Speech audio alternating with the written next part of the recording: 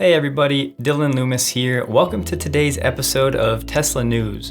On this day 8 years ago, June 22nd, 2012, Tesla began delivering the Model S to customers.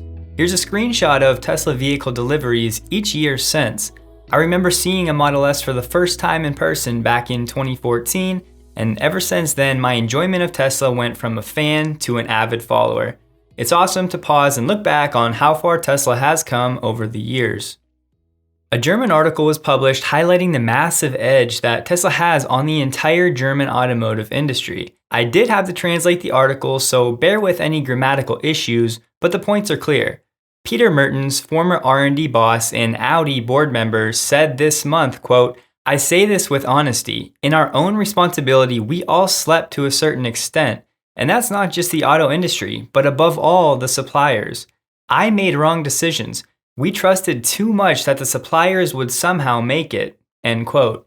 When he says make it, he's referring to hardware chips to run new software that could actually compete with Tesla. Tesla changed the rules of the entire auto industry with their software, a fact still not well known outside of the Tesla community.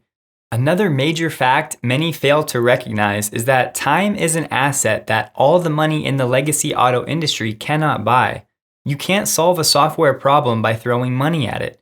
Herbert Diess, CEO of Volkswagen Group, also said this month, quote, "It will take years before we have the necessary level of software know-how to compete at the top. Even today, hardly a line of software code comes from us," end quote.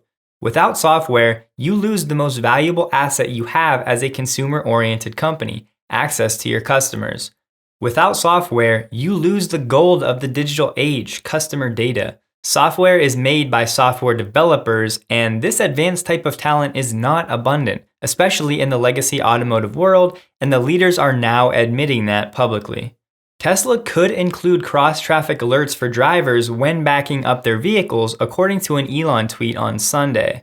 This feature is widely used in the industry today, and according to the IIHS, about 20% of all auto accidents occur in parking lots.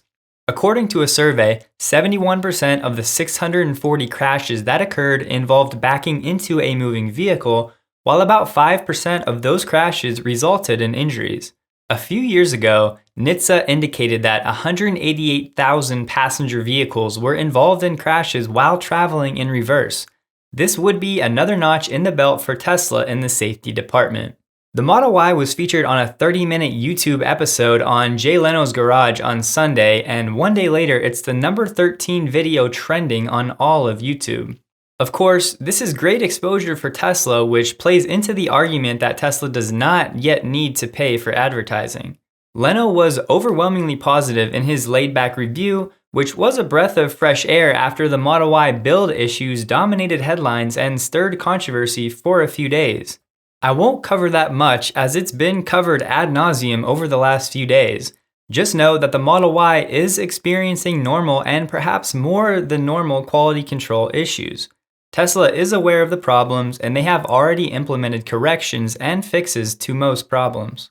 The Tesla Cybertruck is set to make another public appearance at the Peterson Automotive Museum in Los Angeles. For 1 week, starting June 20th, it will host the Cybertruck for the public to see in person, and we don't know when, if at all, it will be out in the wild again.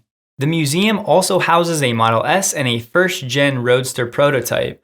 So if you happen to be in the area or wanted to make the trip to see the Cybertruck in person to help make your purchase decision, this is an opportunity to do so. And guys, a quick channel update. These last few episodes of Keeping Up with Tesla News have reminded me how much I love keeping up with Tesla news. So that being said, I plan to create episodes just like this more frequently, hopefully 5 times a week. And I know that Rob over at Tesla Daily does stellar work with this format. So I'll do everything I can to not overlap our news coverage too much.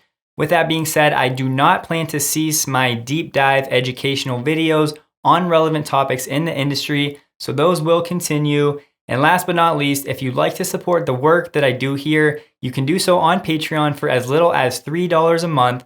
But with that being said, let's get back to the news. Tesla is starting to offer 1 year of free supercharging for inventory Model 3 cars as part of its end of quarter delivery push.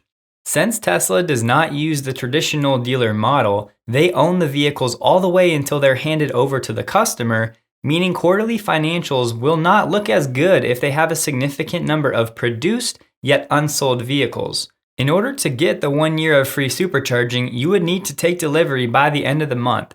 So if you've been considering a Model 3 and you're ready to purchase in the next week or so, now would be a great time to do so.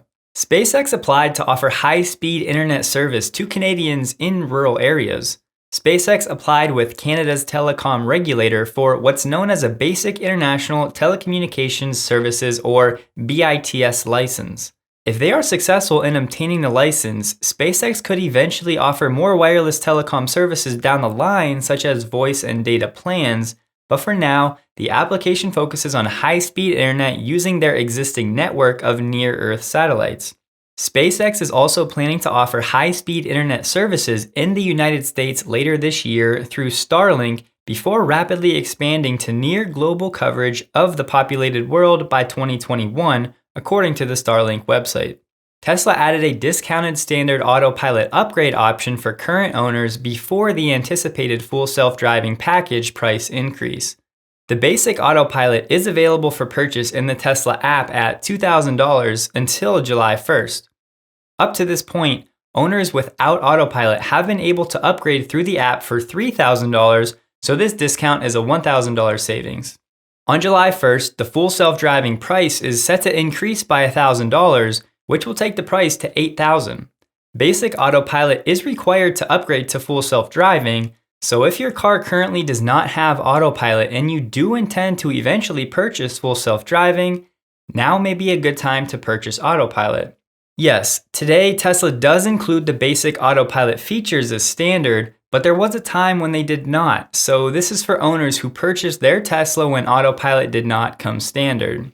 As Q2 is expected to be a challenging one, any marginal autopilot or full self-driving revenue would help to boost the numbers, as Tesla had over $500 million in unrecognized revenue from full self-driving at the end of Q1, not an inconsequential figure.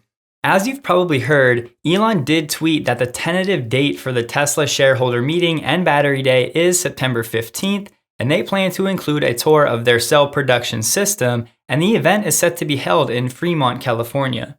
Given this location, it's possible that Tesla may be bringing investors to the secret Skunkworks lab located at Tesla's Cato Road facility just a few minutes away from the Fremont plant. Elon also tweeted that the 7-seat Model Y should enter production sometime early in Q4, resulting in deliveries around October or November of this year. There has been much speculation now about how Tesla will choose to implement this third row. Rear-facing seats like the old Model S or a traditional front-facing third row. In Sandy Munro's Model Y teardown, he said he thought the third row would be rear-facing, and many have been skeptical about the legroom that would be possible if the third row was front-facing. Alright guys, that'll wrap it up for the Tesla news for today. Thank you for watching. Please subscribe if you haven't yet, and I look forward to seeing you guys in the next one.